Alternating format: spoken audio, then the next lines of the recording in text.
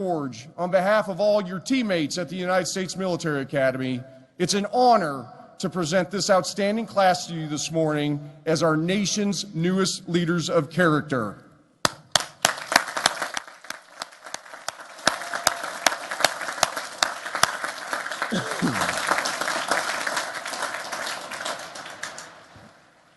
Ladies and gentlemen, it is my honor to introduce this morning's commencement speaker, the 46th President of the United States, President Joe Biden.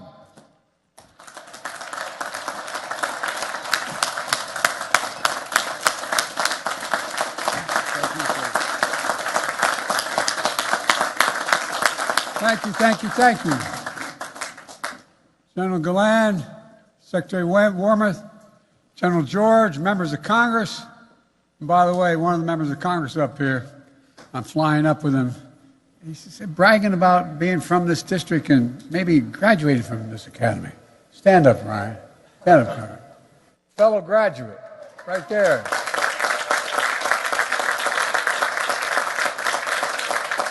Faculty, staff, soldiers, officers, family, and friends, most of all, West Point class of 2024. In 1776, British forces had driven General Washington's army out of New York City. The British Navy dominated the coast of New England. If they could control the Hudson, they could cut colonies in half, divide and conquer. Classic strategy, but General Washington saw it coming. He knew there was a place on the Hudson where the river bent with a plateau overhead. The Americans placed artillery batteries along the river, stretched an iron chain across the water, and built a fort on a plain called West Point. West Point, George Washington said.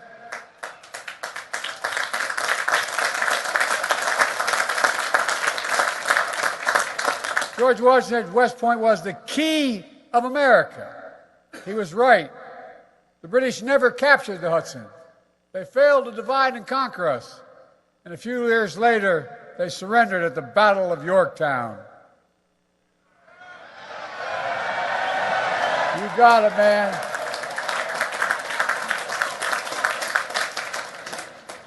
Most powerful empire in the world defeated by an army of ordinary people driven by the sacred cause of freedom.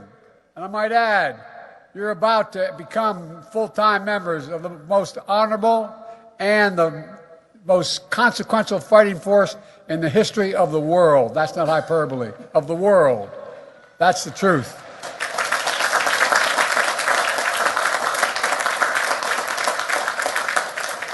Ever since, men and women of West Point have stayed true to this mission. And today, 1,036 graduates of the class of 2024 will join the long gray line that has never failed us and never, ever will.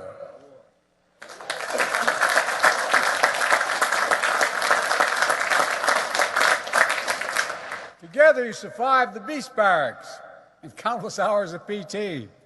You completed rigorous academics at America's first, toughest engineering school in the country. You met the highest standards of discipline. And of course, no one's perfect. Even Ulysses S. Grant and Dwight D. Eisenhower are written up from time to time.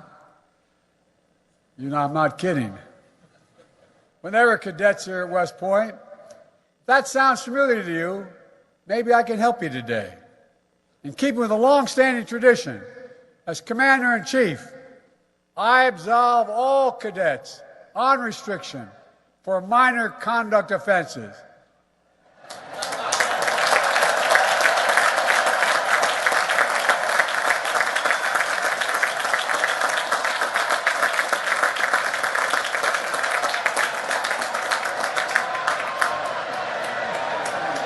If you have any questions, the superintendent can clarify what minor means. Of course, your time here wasn't all difficult. The class did plenty of celebrating. Every time you beat Navy.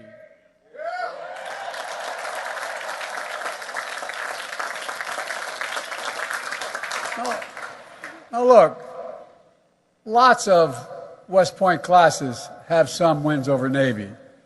But not every class over 4 years period beats Navy 51 times.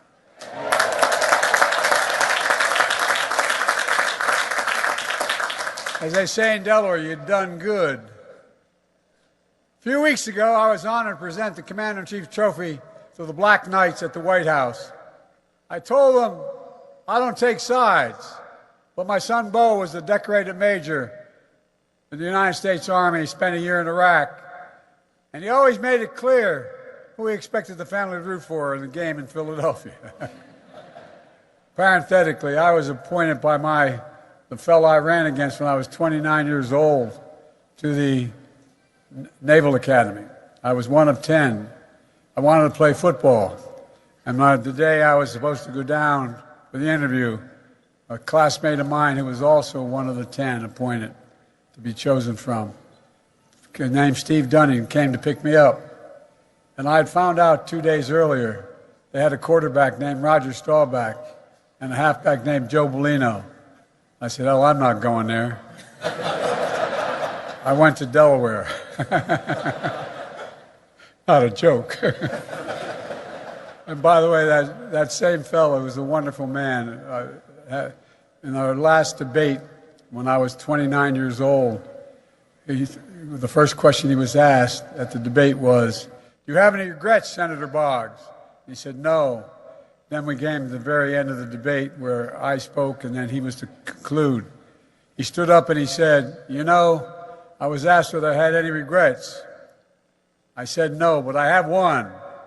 Had Joe Biden gone to the Naval Academy when I appointed him, he'd still have 7 months left on and wouldn't be able to run. Cadets, as proud as your country is today, your family's even prouder. At our day, 4 years ago, because of the pandemic, they could not spend the day on post. It was a challenging way to begin the West Point experience. So I'm thrilled today so many of your loved ones get to see you here.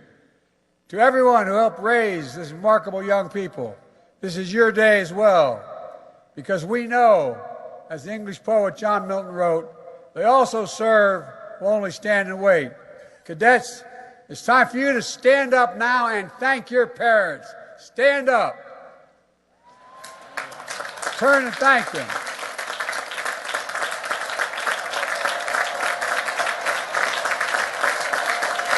You owe them big.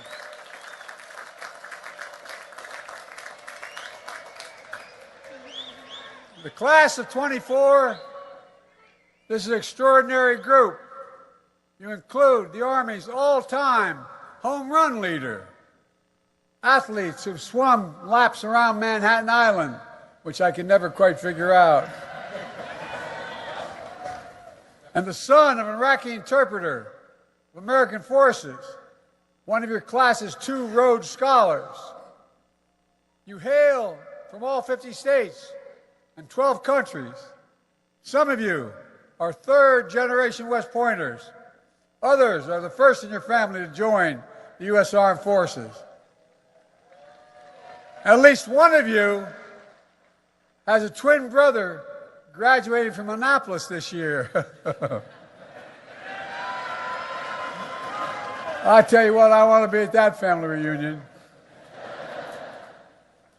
Every time you show up at the Army-Navy game, I don't know how the hell you're going to do it, but at any rate. Look, I wish I could praise every single cadet one by one because you deserve it. You make our entire nation proud, and that's not hyperbole, you do. As your Commander-in-Chief, let me say again, congratulations, you've earned every bit of what you're going to get today.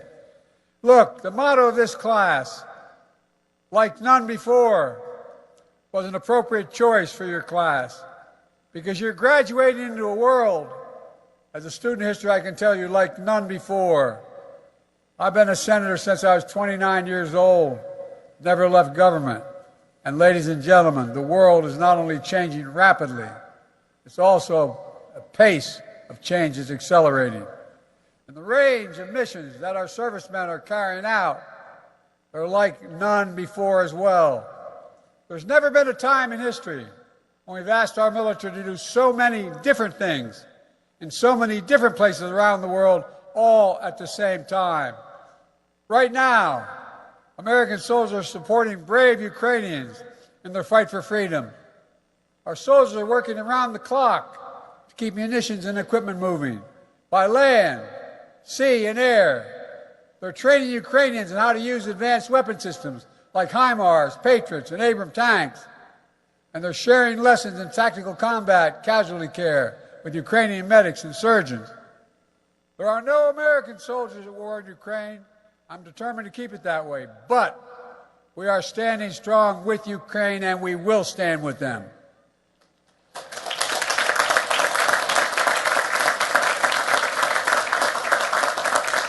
We're standing against a man who I've known well for many years, a brutal tyrant.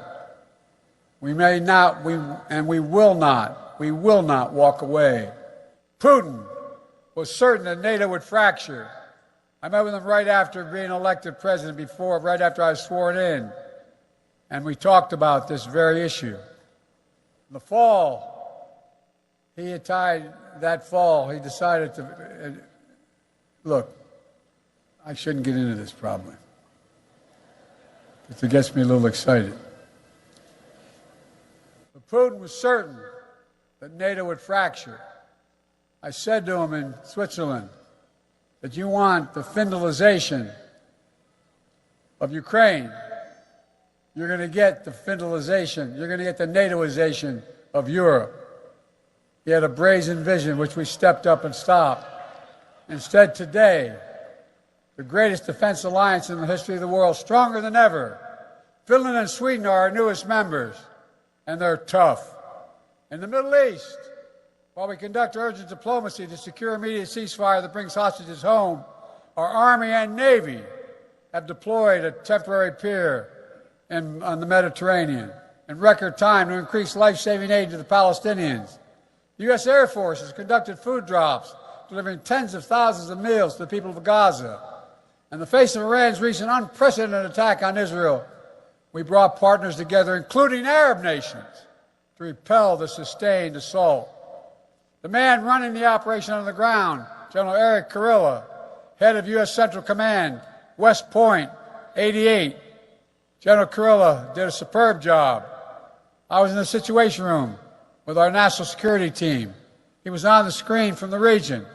He knew the attack was coming, but we weren't sure precisely when it would begin. Then at 6:34 p.m., the general said to me, "Mr. President, we just got multiple ballistic missile launches from Iran toward Israel." 6 minutes later, he said there are 30 missiles in the air. 4 minutes after that, he said there's 75 missiles in the air. Then he said over 100 missiles in the air. Under incredible pressure, General Kurilla and the Combined Joint Task Force performed exceptionally from sea, air, and bases nearby. Thanks to the 99% of the missiles and drones of Iran never reached their targets because of the quality of our forces. We swiftly ended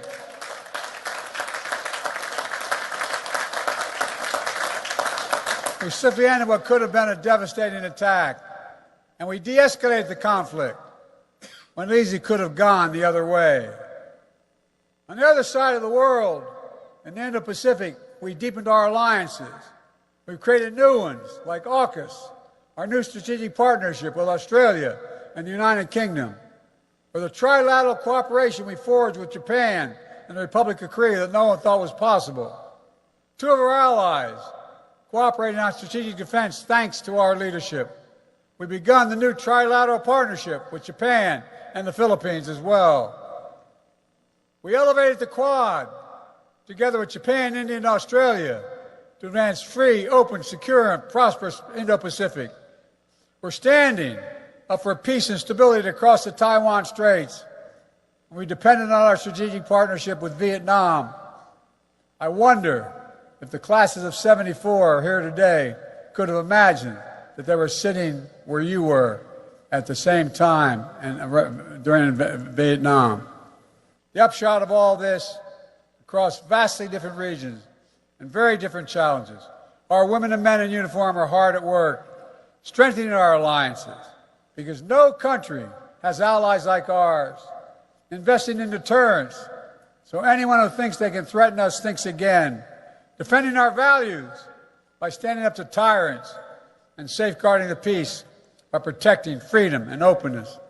Thanks to the U.S. Armed Forces, we're doing what only America can do. As the indispensable nation, the world's only superpower, and the leading democracy in the world. Never forget, America is the strongest when we lead not only by our example of our power, but by the power of our example. You can clap for that.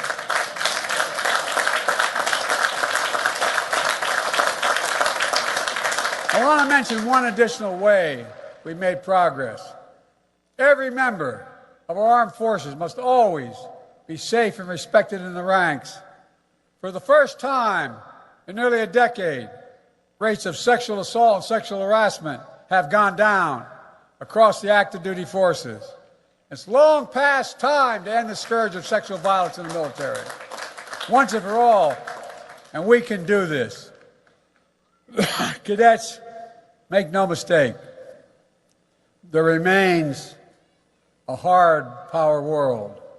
You can't draw any other conclusion when powerful nations try to coerce their neighbors or terrorists attempt evil plots. That's why I'm making historic investments in our military, overhauling our defense industrial base. For decades, America has had the most powerful military in the world. And that happens because we choose to make it happen. I have always been willing to use force when required to protect our nation, our allies, our core interests. And when anyone targets American troops, we will deliver justice to them. That happened earlier this year when 3 heroic members of the U.S. Army Reserve were killed in an unmanned drone attack in northeast Jordan. In response, we launched dozens of successful airstrikes against Iran-backed militants, and we'll never forget to honor the memory of those warriors who gave their lives in the fight against terrorism. Cadets, West Point has made you leaders of character. In minutes, you'll be United States Army officers. In time, some of you will serve in powerful roles at headquarters, the Pentagon, even in the White House, to confront challenges a previous generation of soldiers couldn't imagine. When that happens, hold fast to your values you learned here at West Point. Duty, honor, country. Hold fast to your honor code, which says, quote, "We will not lie, steal or cheat, nor tolerate those who do," end of quote. And above all, hold fast to your oath. On your very first day at West Point, you raised your right hands and took an oath, not to a political party, not to a president, but to the Constitution of the United States of America, against all enemies, foreign and domestic.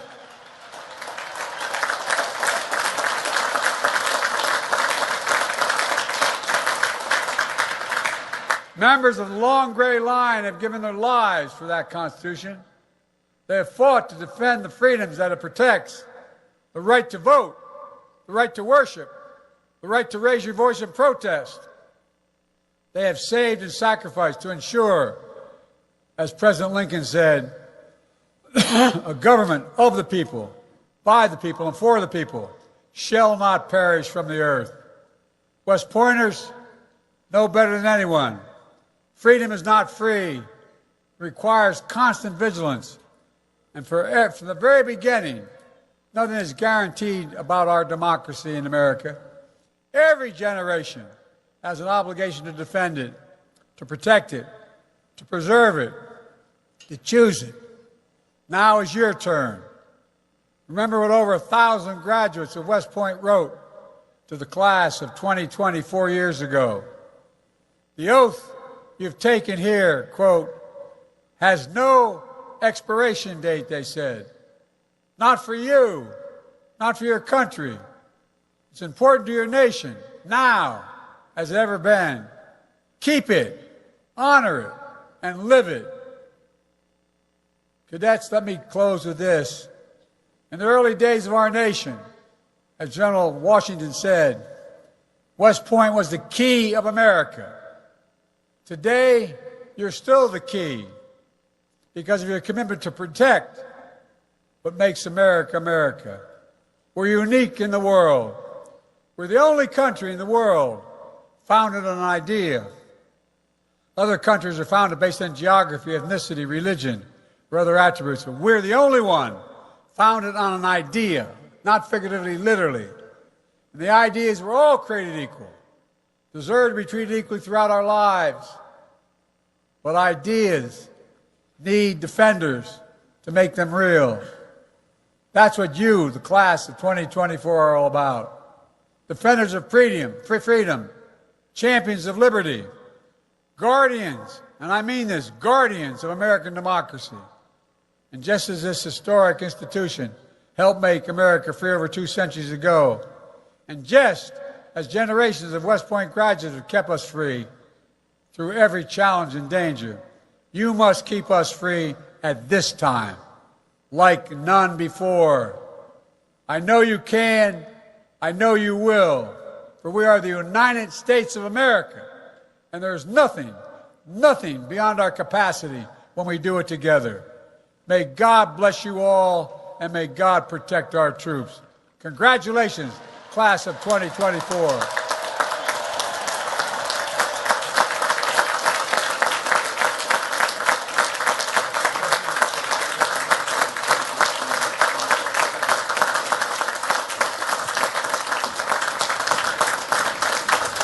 Ladies and gentlemen, at this time, please remain standing for the presentation of the class gift. The class president, Cadet Gary Thomas Ward III from Jasper, Alabama, will present a panoramic photo of the class of 2024 to the president. President Biden, on behalf of the class of 2024, please accept this class picture as a token of our appreciation for your commencement address today. Thank you, Mr. President. I will hang it proudly in the White House.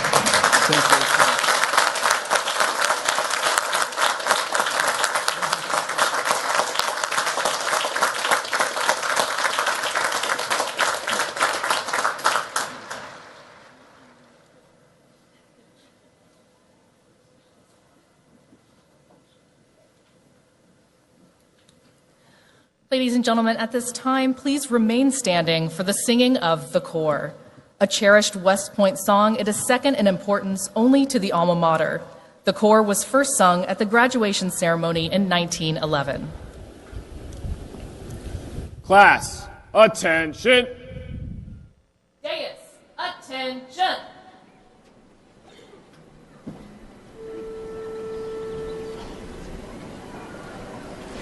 The Corps,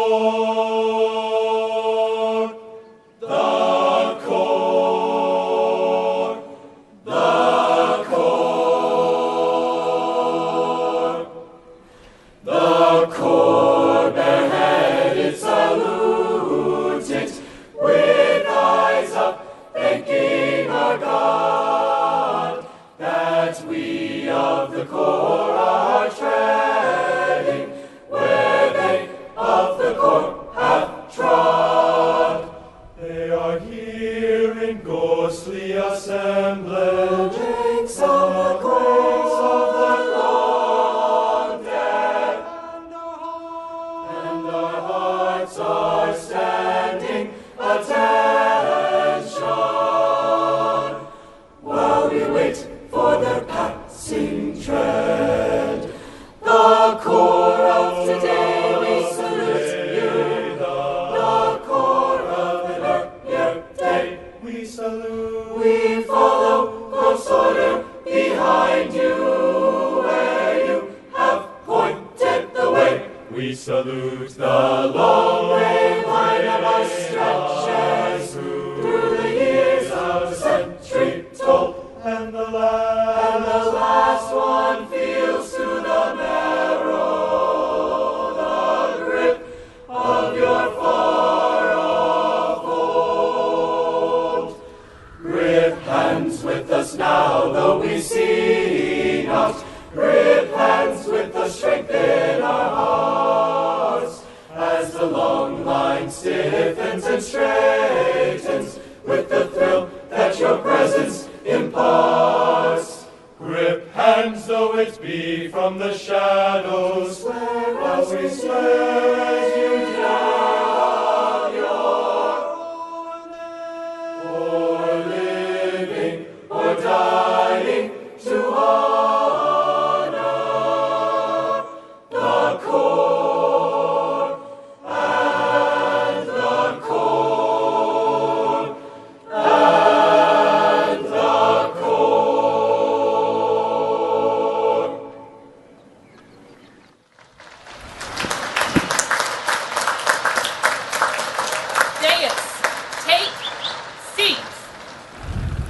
Class, take seats.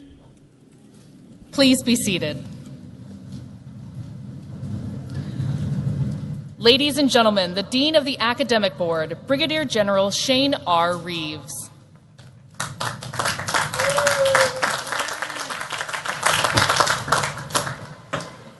Class of 2024, your education has prepared you to be a leader of character, sworn to uphold the values embodied in our Constitution. So, on behalf of the Academic Board, I present these graduates and recommend each as worthy of the Bachelor of Science degree. The President of the United States will present diplomas to those cadets awarded summa cum laude designation, class valedictorian, cadet first captain, class president, and the Army Athletic Association trophy winners. Will the members of the class of 2024 now come forward to receive their diplomas? Congratulations.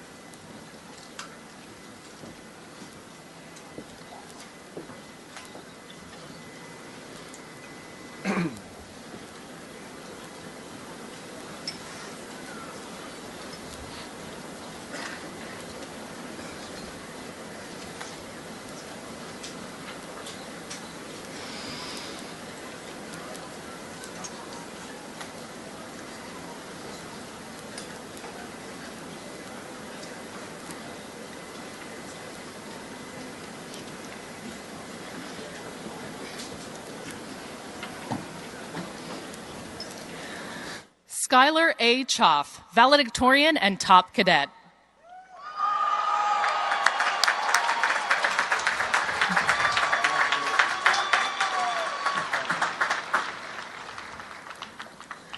Martane J. Vandewall, first captain and brigade commander.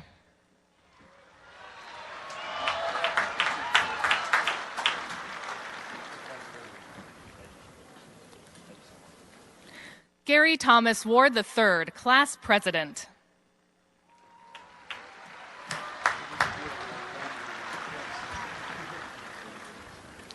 Aurelie C. Migaud, Army Athletic Trophy winner.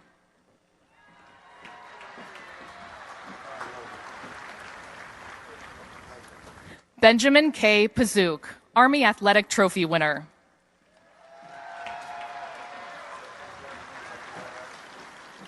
Daniel J. Vrablik.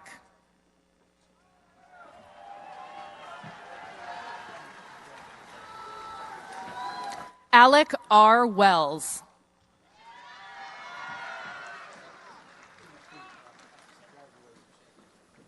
Madeline G. Lencart.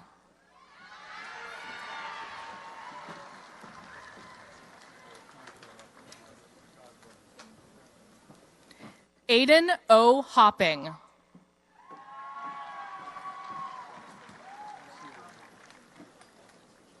Calvin Liu.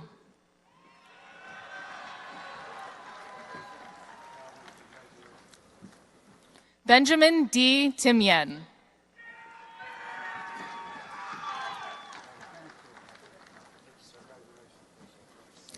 Alexis H. Bradstreet.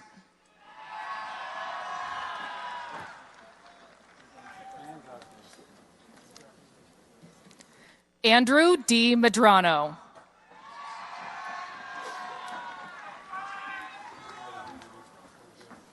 Elizabeth D. Ake.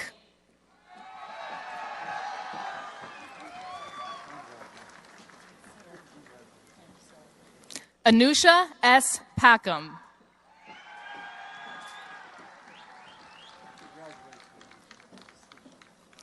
Gunnar L. Daniels.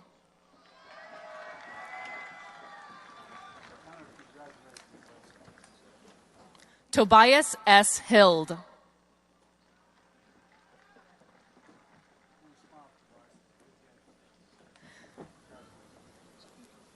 Jeremiah D. Phillips.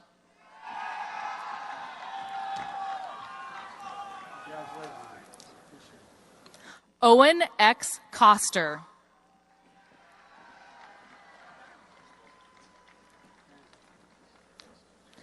Catherine E. Hebert.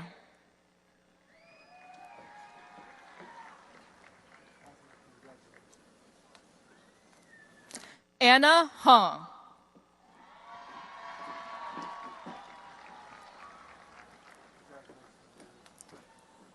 Jacob H. Felker.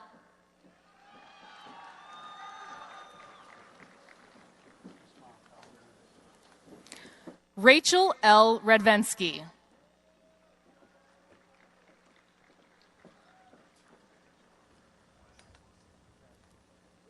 Haley R. Pott.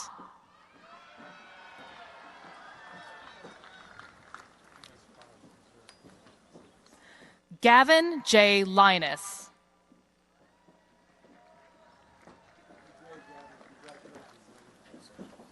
Trenton R. Douthwaite.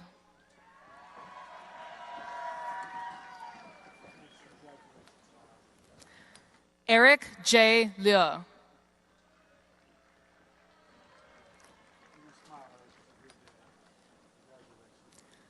Christopher J. White.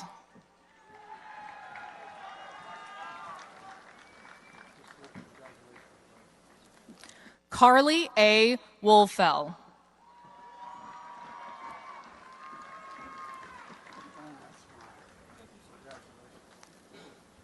John E. Byers.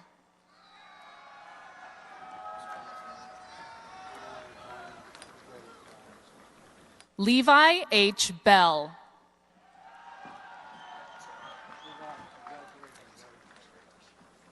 Uta A. Givens.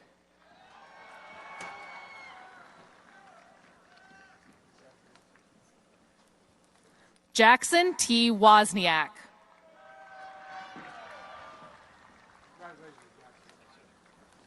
Charles V. Wheaton.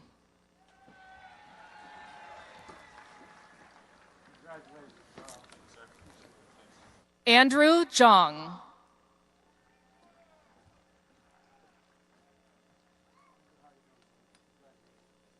Brian C. Lunn.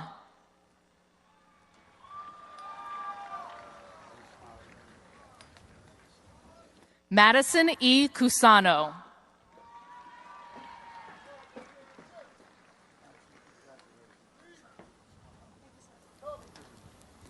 Cooper E. Klein.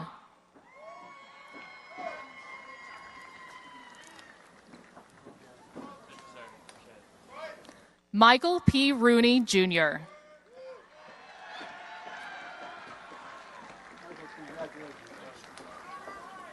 Penny Zhang.